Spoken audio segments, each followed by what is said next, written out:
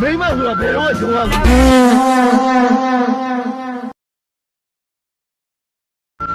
ဒါနဲ့ငါဂျုံခဲ့